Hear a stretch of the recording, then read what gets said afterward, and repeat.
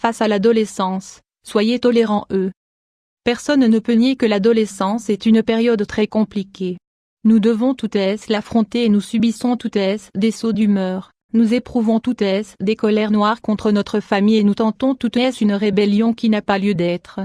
Cependant, nous semblons oublier tout cela lorsque nos propres enfants se retrouvent confrontés à ces mêmes problématiques, caractéristiques de cette période de la vie si difficile. Nous devons absolument être tolérants Il est important de les comprendre, d'être patients de nous mettre à leur place. Nous sommes déjà passés par là. Qui mieux que nous peut les aider et leur tendre la main pour qu'ils puissent traverser sans encombre cette période particulière de leur vie. Se former sur l'adolescence, c'est quelque chose de difficile, de très compliqué. Même si nous tentons d'être compréhensifs avec nos enfants, ils ne vont pas nous écouter. Ils vont nous tourner le dos et nous fermer les portes de leur cœur. Pour autant, même si cette période peut paraître interminable, elle n'est que temporaire. Il est inutile d'insister, mais il ne faut pas non plus faire comme si de rien n'était. Nous ressentons tout un amour inconditionnel pour nos enfants, et nous devons leur démontrer. Même s'ils ne veulent pas communiquer avec nous, nous ne devons pas être sur la défensive ou leur reprocher tout et n'importe quoi. Les phrases du type « tu es ingrat » ou « avec tout ce que j'ai fait pour toi » ne servent à rien. Elles ne feront qu'aggraver leur manque de confiance en nous. Même si les conseils que nous venons de vous donner sont utiles, ils ne font pas tout.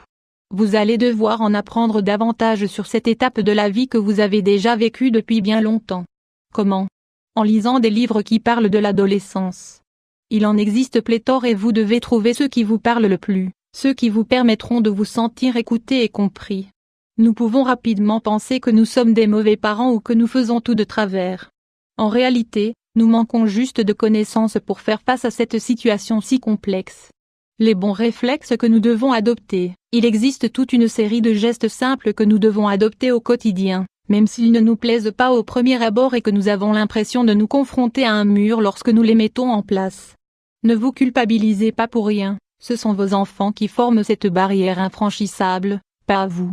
Choisissez bien vos batailles. Nous nous battons souvent avec nos enfants pour des broutilles comme, par exemple, leur envie de se faire un tatouage, de se teindre les cheveux ou de se faire poser un piercing.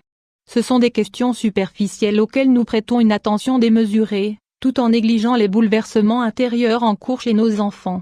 Le tabac, le sexe et les drogues sont des sujets bien plus importants, sur lesquels nous devons nous montrer fermes. Leur manière de s'habiller est-elle si importante que cela?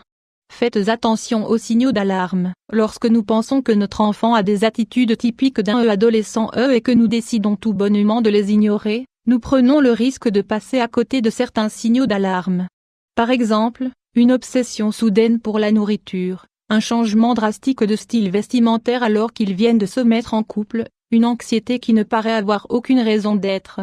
Tous ces comportements ne sont pas des bêtises d'adolescents et peuvent nous avertir sur la présence d'un trouble alimentaire, d'une maltraitance psychologique ou d'un harcèlement scolaire.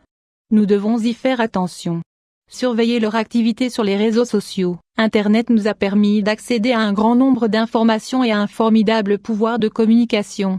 Notre titre ne veut pas dire que vous devez être en permanence derrière vos enfants lorsqu'ils utilisent leur ordinateur ou leur smartphone, mais que vous devez tout de même contrôler leur activité sur les réseaux sociaux. Le fait de faire ses devoirs avec un stylo dans une main et un téléphone portable dans l'autre n'est pas une bonne idée. Naviguer toute la journée sur le web sans rien faire de productif n'est pas non plus un comportement sain. Vous devez leur expliquer que perdre ses journées à contempler un écran ne leur apportera rien de bon pour leur futur. De plus, les risques de harcèlement ou de cyberbullying sont réels et peuvent les toucher sans même que vous vous en rendiez compte. Vous devez protéger leur estime personnelle et les réseaux sociaux constituent une réelle menace dans cette optique. Parlez avec vos enfants, établissez des limites et faites-leur prendre conscience des comportements qui peuvent être dangereux. Gardons à l'esprit que l'adolescence est une période qui se terminera tôt ou tard. Nous ne devons pas nous stresser ni nous laisser aller, car la situation peut finir par dégénérer. Nos enfants ont besoin de nous. Nous devons être là pour eux et leur faire sentir notre amour de manière pacifique, en évitant les disputes inutiles sur des sujets superficiels.